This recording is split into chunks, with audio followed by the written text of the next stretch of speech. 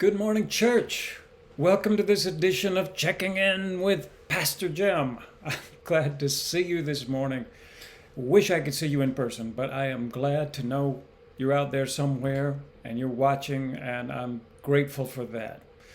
Gorgeous day today.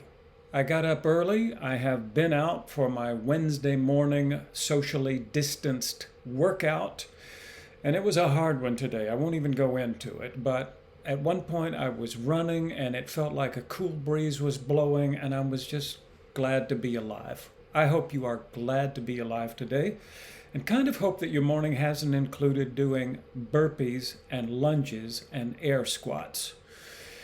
I'm tired, but I'm glad to see you. And I have been drinking coffee, reading the newspaper, and looking at Christian Century magazine, and gosh, I've come up with a whole long list of things I'd like to talk about today. I don't know if you can see all of this, but it goes down to the bottom of the page. And we're probably not going to get through all of that today. It starts with indoor plumbing.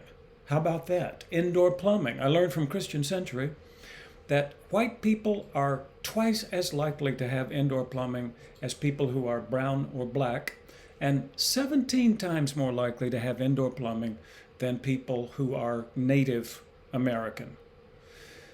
See, I grew up without indoor plumbing, so now I just feel lucky when I turn on the tap and water comes out.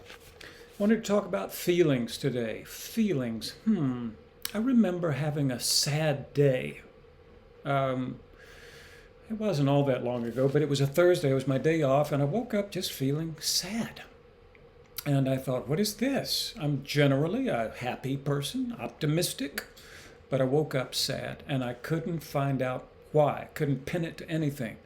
So I decided I'm just going to embrace the sadness today. How about that? I'm just going to let myself be sad. See how that feels. Well, it was a good experiment, and it lasted all day. Didn't last until the next day. The next day I woke up feeling pretty good. But I had a sad day. Can't always explain your feelings. Sometimes you just have to feel them, right? I know that some folks in our church these days are feeling depressed. And can I just tell you, there are lots of good reasons to feel depressed. I remember hearing Will Willimon one time say that he had gotten a call from a parishioner who said she was feeling depressed. He went over to her house and talked to her. She listed all the things that were going on in her life, and he said, "Sounds like you've got a lot of good reasons to be depressed. It sounds like being depressed is exactly the right thing for you to be experiencing at this point." So can I just say, if you're depressed, there may be some very good reasons. And you might just want to say, today is going to be a day when I feel sad for all the right reasons. Maybe tomorrow I will feel better. Here's one way to feel better. I found on my Pandora station this morning. Some of you may know about Pandora. It's music that is streamed through the internet. It's free if you don't mind listening to a commercial every once in a while. But there's a station called Happy Music. Happy Music. I tuned into Happy Music this morning, and gosh, it just makes you feel happy, right? Anyway, here's another thing. Sing out loud.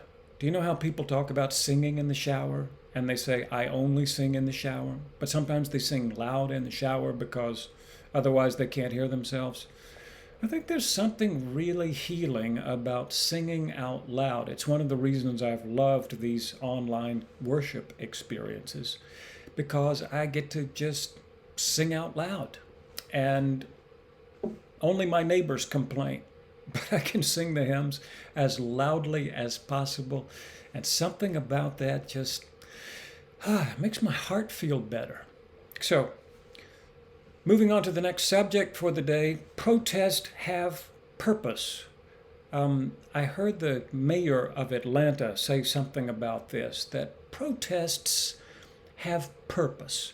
And she was saying that this other kind of thing where people just break windows and smash things, and those are not purposeful. But I was wondering if maybe they are. Protest seemed to be a way to petition the government to make some changes. This other thing we might call anarchy. Anarchy has a purpose too. It doesn't trust government, it wants to bring it down. I have a funny story about that. My brother Ed, when he went off to interview at the prestigious Phillips Exeter Academy, way back in like 1974, somebody asked him what his political views were, and he said with a very straight face, "Total anarchy, man." He didn't believe it. He didn't know what that meant. He had just heard that somewhere. Total anarchy, man. That's when you just bring the government down and everybody goes a little crazy and does whatever they want to do. Total anarchy. It really is a strategy for people who don't trust the government. Protest, I think, is for people who believe the government can really help change some laws, make things better. Anyway, protests have purpose. Maybe anarchy has purpose too. I trust the purpose of protest more than the purpose of anarchy, and maybe that means I still believe in democracy. Is there a flag I can wave? Okay, next on my list, in the paper this morning, Governor says we are reopening July the 1st, entering the third phase of reopening Virginia. And that means that restaurants can be at full capacity and gyms are starting to open up again. And we're going to be talking about how the church can be open again.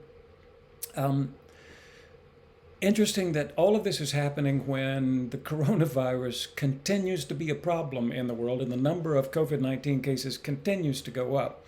I think we've reached that point where, like the nation of Egypt a few months ago, we've decided we will have to coexist with coronavirus, that we can't just lock down forever. We probably have to get back out there again. But I wonder, can we get back out there again in the safest way possible? Can we minimize the risk as much as possible? There seem to be two schools of thought on this. Interesting. In one school of thought, people are saying, well, do you want to be poor? No, of course not. So let's get out there. Let's get back to work. Let's stimulate the economy. The other school of thought is, do you want to be dead? Well, no, of course not. So stay at home. And if you have to go out, wear a mask and be really, really safe. Let's lock this thing down until it's over. So we seem to be reaching towards some kind of compromise where we say, I don't want to be poor and I don't want to be dead. Can I go back to work as safely as possible? Friends, let me just say, if you don't feel safe out there and you can stay home, then stay home. If you do feel safe or you feel like you need to take that risk, please be as careful as possible. As I said yesterday, I don't want to do one more funeral for somebody in our congregation who has died of COVID-19. Don't make me do your funeral, please, not for that reason. Stay safe. And it will be interesting to see how we go forward with this. So, can we be careful? Can we reduce our risk? Can we make good choices? All right, the last thing that's on my list, and I cannot believe I've gotten to the bottom here. Obviously, I've skipped a lot of detail, but I was thinking about people with telephones only. In staff meeting yesterday, one of our staff talked about going to see somebody who doesn't have internet and who doesn't get to hear the morning check-in with Pastor Jim, who only watches our worship service on television on Sunday morning, and who gets a weekly telephone call from the pastor.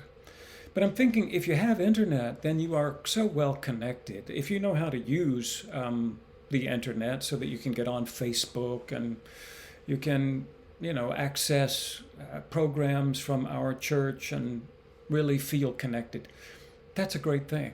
But there are people in our church who maybe have a television, maybe have a telephone, some who may not even have that. They don't feel nearly as connected. So this afternoon, when I give you a call, I'm going to give you a call this afternoon, I'm going to talk about who you can call if all you have is a telephone at home and you're feeling lonely and left out and a little bit sad. Now, at the beginning, I said, it's okay sometimes to feel a little bit sad, but we don't want it to go on and on. If there's a way we can reach out and connect with those people who only have a telephone at home, We hope to do that. So, be waiting and listening for my telephone call this afternoon. I'm going to tell you who you can call if you're lonely and sad. You're probably not the ones, but maybe you know someone in our church family who needs a little extra care right now. Sometimes they ask for it in this Facebook group, and I appreciate that. But sometimes they don't. They sit at home alone, feeling sad, wondering if anybody cares. Oh my goodness. I want us to care about those people. We have to find out who they are and where they are so that we can reach out to them. Take them a bag of cookies, send them some good wishes, say some prayers. I keep on praying that we can stay connected during this season of coronavirus. And tuning in to this morning's broadcast is one way to do that. But let's make sure we don't neglect the people who are not as technologically savvy. Good for you for knowing how to get on Facebook Live with Pastor Jim. But let's not forget the ones who are still waiting at home for a phone call and wondering if anybody cares. I'm going to spend some time thinking about those people today. Maybe you could look down your list of church members and think who needs a card, who needs a letter, who needs a phone call, who needs some love. Let's share some of that today. All right, before I go, let me just say, if you have running water that comes out of your tap when you turn the faucet, lucky you.